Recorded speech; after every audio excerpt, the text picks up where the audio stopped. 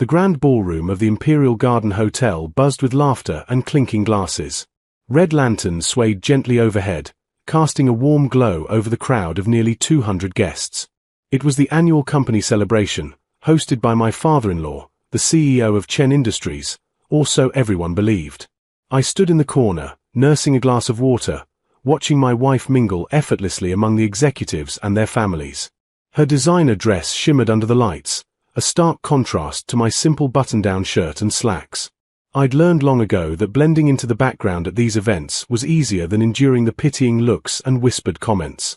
"There he is," a voice sneered nearby. "The company's most expensive decoration." I didn't need to turn around to know it was my brother-in-law, David, already 3 drinks deep. His friends chuckled, emboldened by the alcohol and the crowd's protection. My wife, Elena, glided over with her mother in tow. Her expression was tight, embarrassed. "Why are you standing here alone? You're making me look bad." "I'm just..." "Just what?" "Being useless as always." Her mother, Victoria, cut in sharply. "My daughter could have married the Chen heir, you know. Instead, she chose this." The nearby conversations quieted. Heads turned. My wife's face flushed, whether from shame or anger, I couldn't tell. "At least try to be sociable," Elena hissed. "Go make yourself useful. The staff needs help in the kitchen." It was a test. It was always a test. I nodded quietly and began walking toward the service entrance, feeling dozens of eyes tracking my retreat. The whispers erupted behind me like a wave. I'd almost made it to the kitchen when Elena's voice rang out across the ballroom. "Wait." I turned. She stood in the center of the room, holding a large bucket. My stomach dropped. "Since you're so eager to help the staff," she announced, her voice carrying to every corner, "maybe you should look the part." The bucket tipped. Grey, filthy mop water cascaded over my head, soaking through my clothes, filling my shoes. The stench of chemicals and grime hit me immediately. Dirty water dripped from my hair into my eyes. The room erupted in laughter. Elena's father, Richard, guffawed loudly, slapping his knee. "That's my girl." Finally putting him in his place. Victoria doubled over, clutching her pearls. David raised his glass in a mock toast. Even the staff members, my wife's colleagues, covered their mouths to hide their grins. I stood there, dripping, silent. Not because I was shocked, I'd endured years of their contempt. But because I was calculating, measuring, deciding. Elena approached me, her heels clicking sharply on the marble floor. Up close, I could see the mixture of triumph and disgust in her eyes. "This is what you deserve," she whispered, just loud enough for the nearby guests to hear. "For being a burden on my family. For having no ambition. For being nothing." She turned to her audience, raising her voice. "Let this be a lesson. This is what happens when you settle. When you marry beneath you." The applause was thunderous. I wiped the filthy water from my face with my soaked sleeve. My phone buzzed in my pocket, waterlogged but still functional. A message from my assistant, "Board meeting confirmed for 9 a.m. tomorrow. All documents prepared." I looked at my wife, at her triumphant smile, at the crowd of sycophants surrounding her family. At Richard, who'd been embezzling from the company for 3 years. At Victoria, who'd been accepting bribes from contractors. At David, who'd been selling company secrets to competitors. I knew all of it. I'd known for months. I'd been waiting for the right moment. "I think I'll head home," I said quietly. Elena waved me away dismissively. "Yes, go. Clean yourself up. You're embarrassing me." As I walked toward the exit, leaving a trail of dirty water behind me, I pulled out my phone and sent a single message to my head of security. "Execute tomorrow as planned. No exceptions." Tomorrow, everything would change. Tomorrow, they would learn the truth about the useless husband they'd just humiliated. Tomorrow, the real owner of Chen Industries would finally step out of the shadows. The boardroom on the 48th floor of Chen Tower had floor-to-ceiling windows that overlooked the entire city. At exactly 8:45 a.m., the executives began filtering in, each carrying tablets and leather portfolios, each wearing their most confident expressions. Richard sat at the head of the table, as he had for the past 15 years. To his right, the Chief Financial Officer, Thomas Webb. To his left, the VP of Operations, Margaret Song, both completely loyal to Richard, or so they believed. "Anyone know what this emergency meeting is about?" Margaret asked, settling into her chair. Richard shrugged, checking his Rolex. "Probably the quarterly reports. Nothing we can't handle." The door opened. My assistant, Rachel Kim, entered carrying a stack of folders. The room fell silent. Rachel had been my eyes and ears for 3 years, operating under the guise of a mid-level administrative assistant. No one had ever suspected. "Good morning," she said crisply. "The meeting will begin shortly. Please review the materials in front of you." She placed a folder before each person. Richard opened his immediately, his confident expression faltering as he scanned the first page. "What is this?" he demanded. "Financial discrepancies," Rachel replied evenly. "Unauthorized transfers. Falsified expense reports. The details are all documented." Thomas's face went pale. Margaret's hands trembled as she flipped through her folder. "This is absurd," Richard sputtered, slamming the folder shut. "Who authorized this audit? I'm the CEO. I'll have someone's head for this breach of—" "You're not the CEO." The voice came from the doorway. Every head turned. I stood there in a tailored charcoal suit, my hair still damp from the morning shower that had finally washed away last night's humiliation. Behind me stood 3 members of the actual board of directors, the silent partners who'd trusted me to handle the company while they enjoyed their retirements.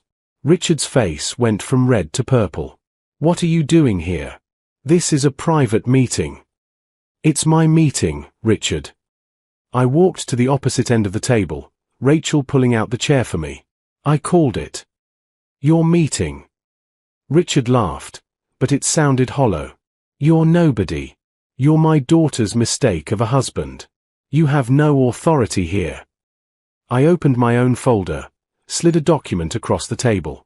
"This is the original charter of Chen Industries, established in 1987 by Jonathan Chen, my grandfather. When he died, control passed to his only grandson, me." The silence was deafening. "My grandfather built this company from nothing," I continued, my voice steady. "When I was 22, fresh out of business school, he gave me majority ownership, 65%. He made me promise 2 things, protect the workers, and never let power corrupt me." Margaret found her voice first. "But Chen Industries, the name, is my mother's maiden name. My father took it when they married. I was born Alexander Chen. I dropped the Chen name in college, used my father's original surname for privacy. I wanted to see what I could accomplish without the family legacy hanging over me." Richard's hands were shaking now. "This is a lie. A forgery. I've been CEO for 15 years. You've been operational CEO, I corrected. Managing day-to-day functions. But you never owned the company, Richard. You just thought you did.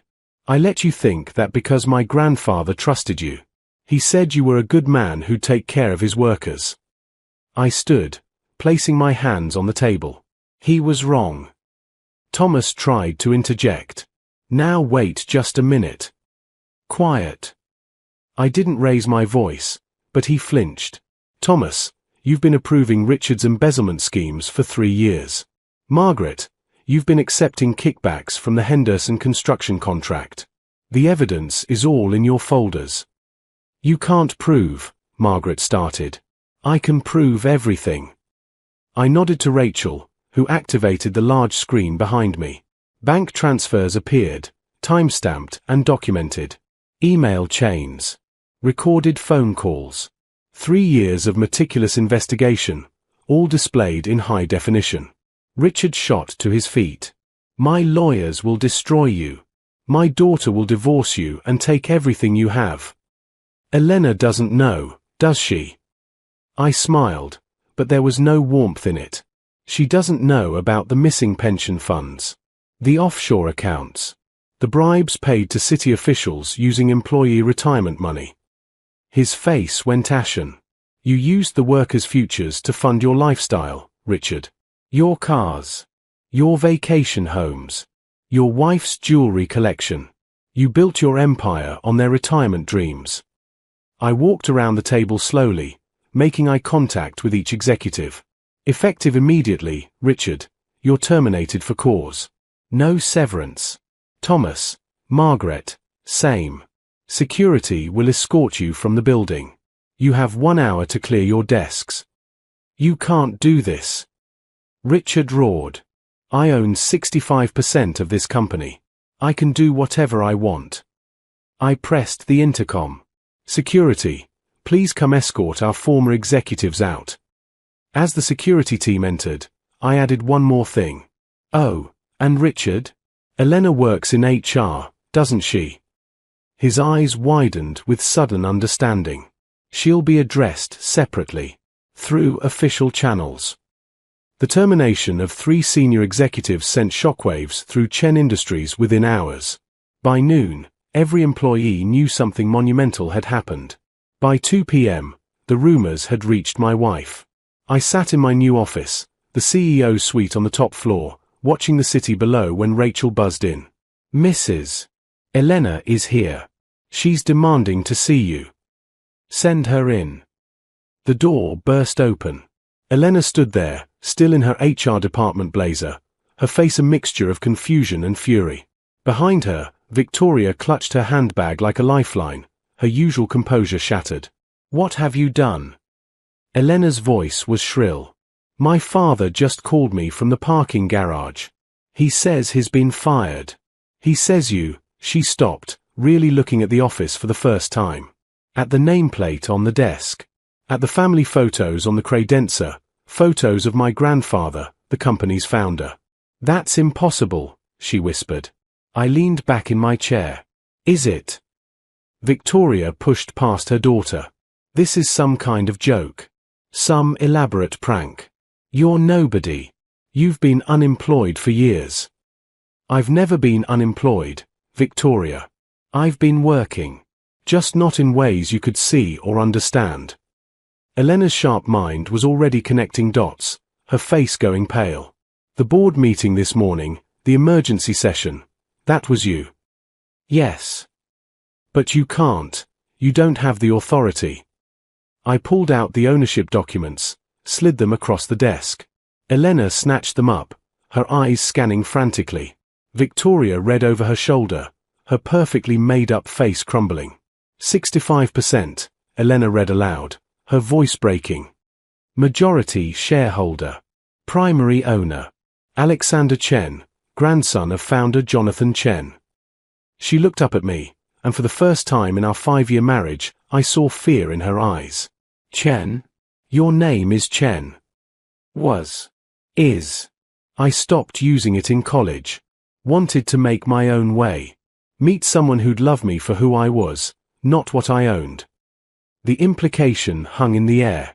Elena sank into the chair across from me, the documents fluttering from her hands. All this time, she whispered. All this time, you owned the company. And you let me. Humiliate me, belittle me, treat me like a servant. I kept my voice level. Yes. I wanted to see who you really were, who your family really was. My grandfather always said you can't know someone's character until you see how they treat people who can't fight back. Victoria found her voice, sharp and desperate. You manipulated us. You lied. I never lied. I just didn't correct your assumptions. You assumed I was unemployed because I didn't punch a clock. You assumed I was worthless because I didn't brag about my wealth. You assumed I was beneath you because I chose humility over arrogance. Elena's hands were shaking. Last night, the water. I didn't know. Didn't know I owned the company? No. But you knew I was your husband.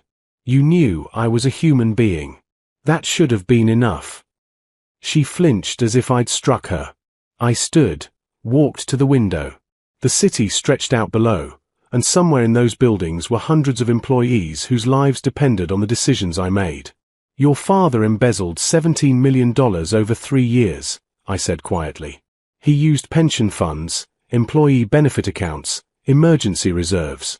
People who've worked here for decades, who saved every penny for retirement, their money is gone. Do you understand what that means? Elena's face was chalk white. He wouldn't. My father isn't.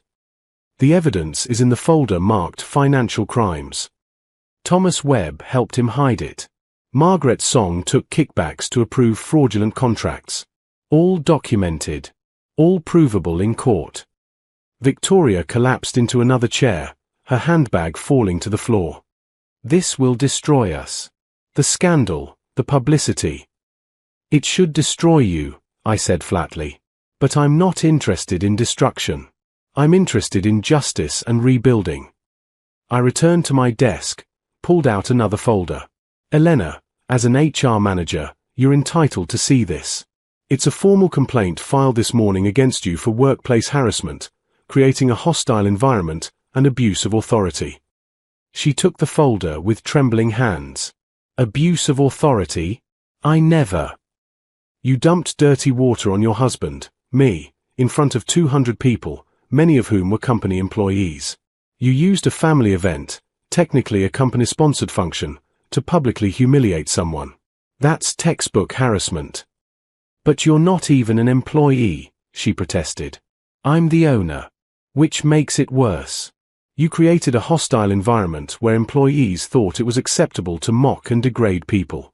Several staff members have already come forward saying they felt pressured to laugh along, fearing for their jobs if they showed me sympathy. Elena's carefully constructed world was crumbling before her eyes. What are you going to do? I sat down, folded my hands. Your father, Thomas, and Margaret are terminated. They'll face criminal charges for embezzlement and fraud. The company will cooperate fully with prosecutors. Victoria let out a small sob. As for you, Elena. I paused, watching her. Even now, even terrified, she held herself with that same prideful posture. You're suspended pending a full HR investigation. If the complaints are substantiated, and they will be, you'll face disciplinary action up to and including termination. You're going to fire me, she said hollowly. Fire your own wife. I'm going to let the process work. If HR recommends termination based on your conduct, then yes. 3 days passed in a blur of meetings, press releases, and damage control. The media had gotten wind of the executive shakeup, but Rachel's team managed to keep the family drama out of the headlines. The official story, routine financial audit uncovered irregularities, appropriate actions taken. I was in my office reviewing the pension fund restoration plan when Rachel announced an unexpected visitor. There's a group here to see you. They are from the production floor. No appointment, but they say it's important. Send them in. 6 people filed into my office, wearing their work uniforms and carrying hard hats. They looked uncomfortable in the executive suite, out of place among the marble and mahogany. The oldest, a woman probably in her 60s with kind eyes and work-worn hands, stepped forward. Mr. Chen, she said, her voice steady despite her nervousness. I'm Sandra Martinez. I've worked in quality control for 38 years. Please, sit down. All of you. I gestured to the conference table by the windows. Can I get anyone coffee? Water? They exchanged glances, surprised. Sandra spoke again. We heard what happened. About Mr. Richard and the pension funds. Her voice caught. Some of us were planning to retire this year. We've been saving our whole lives. Your pensions are safe, I said immediately. The company has already begun the restoration process. Every penny will be returned, with interest. You have my word. A younger man, maybe 30, spoke up. We also heard about the party. About what about what happened to you. The room fell silent. Sandra continued, her eyes wet. We laughed. Not because we thought it was funny, but because we were scared. Mr. Richard ran things a certain way. If you didn't go along, if you showed any sympathy to someone he was putting down. She wiped her eyes. I'm ashamed. We all are. You have nothing to be ashamed of, I said quietly. You were protecting yourselves. I understand that. But we should have been braver, Sandra insisted. My grandfather worked for your grandfather. He told me stories about Jonathan Chen, how he used to eat lunch with the floor workers, how he knew everyone's names. I've been here 38 years, and Mr. Richard never once asked about my family. But I heard you came to the floor last month when Terry's daughter was sick. You sent flowers to the hospital. I remembered. Terry worked in shipping, and his 10-year-old daughter had been diagnosed with leukemia. I'd visited them anonymously, just another concerned friend. How did you know that was me? I asked. Sandra smiled sadly. Terry described you. Said there was something familiar about you, but he couldn't place it. Then we saw the announcement about the new CEO, and we put it together. You were always there, weren't you? At company events, charity drives, the holiday party. Just watching, listening, learning, I corrected. Trying to understand the company my grandfather built. Trying to see if it still lived up to his values. The young man spoke again. Did it? I considered the question carefully. The foundation was still good. Strong workers, quality products, loyal customers. But the leadership had become corrupt. That's what I'm here to fix. By firing your own father-in-law, Sandra said. It wasn't a question. By holding people accountable, regardless of personal relationships. My grandfather taught me that power without responsibility is tyranny. Richard abused his power. He stole from you. That's unforgivable. Sandra reached across the table, placed her weathered hand over mine. Thank you. For caring. For coming back when you could have just sold the company and walked away. For being like your grandfather. After they left, I sat alone for a long time, looking at my grandfather's photo on the wall. He died when I was 25, just 3 years after giving me the company. Protect the workers, he'd said. They're not resources. They're people with families, dreams, mortgages, sick kids. Never forget that. I hadn't forgotten. My phone buzzed. A text from Elena. Can we talk? Please. I stared at the message for a long moment before responding. My lawyer will contact you about separation proceedings. Her reply came instantly. Please. I know I don't deserve it, but please just talk to me. One conversation. Against my better judgment, I agreed. My office. Tomorrow. 9 a.m. That evening, I returned to the house we'd shared for 5 years, the house her parents had bought for us, never knowing I could have purchased 10 of them without noticing the expense. The lights were on. Elena sat in the living room, still in her work clothes, surrounded by cardboard boxes. I'm packing, she said without preamble. I know you want me out. I just need a few days. Take the time you need. I moved to head upstairs. Wait. Her voice cracked. Please. Just sit. For a minute. I hesitated, then sat in the armchair across from her. Up close, I could see she'd been crying. Her makeup was smudged, her eyes red and swollen. I've been doing a lot of thinking, she said quietly. About who I've become. What I've become. She twisted her wedding ring, the simple band I'd given her, not knowing she'd complained to her mother that it was embarrassingly modest. I was raised to believe that worth equals wealth, that success means status, that kindness is weakness. My parents taught me that people are either above you or below you, and you treat them accordingly. I know, I said simply. You do, don't you? You saw exactly who I was, and you stayed anyway. Why? I kept hoping you'd choose differently. That given enough time, enough love, you'd realize that the values your parents taught you were hollow. But I didn't. She looked at me with devastating clarity. I chose cruelty every time. I chose pride. I chose humiliation over compassion. Even when you were kind to me, patient with me, I saw it as weakness. Elena stood up, paced to the window. The HR investigation concluded today. They're recommending termination with cause. No severance. No references. My career in this industry is over. She turned to face me. But that's not even the worst part. The worst part is that it's fair. It's just. I abused my position. I created a hostile work environment. I damaged the company's reputation. Everything in that report is true. What will you do? I asked. I don't know. My parents are facing criminal charges. Their assets are being frozen. David lost his job. Turns out the company he worked for doesn't employ the relatives of embezzlers. Everything we had is gone. She sat back down, deflating. My mother called me a failure. Said I should have managed you better, kept you under control. Even now, she doesn't understand. She thinks you're the villain in this story. And you? I asked. What do you think? Elena was quiet for a long moment. I think I threw dirty water on the kindest man I ever met because I was too blind and arrogant to see his worth. I think I destroyed my marriage, my career, and my integrity because I valued all the wrong things. I think.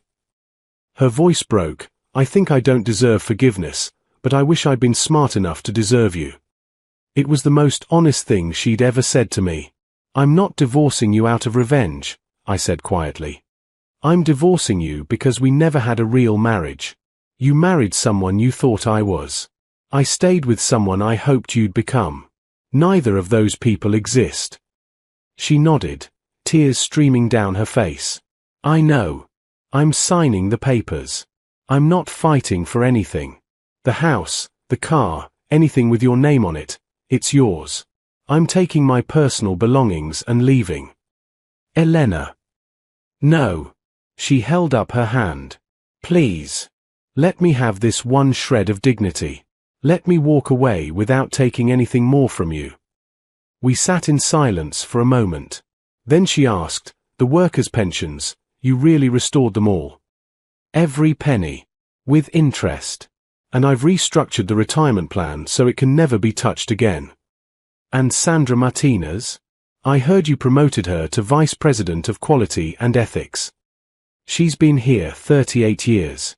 She knows the company, respects the workers, and has unquestionable integrity. She earned it. Elena laughed bitterly. You're everything my parents taught me to despise and everything I should have aspired to be. How's that for irony? 3 months later, I stood in the same ballroom where Elena had humiliated me. But this time, the decorations were different, simple, elegant, celebrating the workers rather than executives. The annual company party, reimagined. Sandra stood at the podium, announcing the new profit-sharing program. Beside her, Terry from shipping wiped his eyes as he accepted an award for 20 years of service. His daughter, cancer-free, waved from the audience. Rachel approached me with a tablet. The quarterly reports are in. Revenue up 18%. Employee satisfaction scores have tripled. And we've had over 300 applications for the new positions. Word's gotten out that this is a good place to work. My grandfather would be proud, I said. He would be. You've honored his legacy. I scanned the crowd. There was genuine laughter now, not the mocking kind from that terrible night. People relaxed, celebrated, felt valued. My phone buzzed.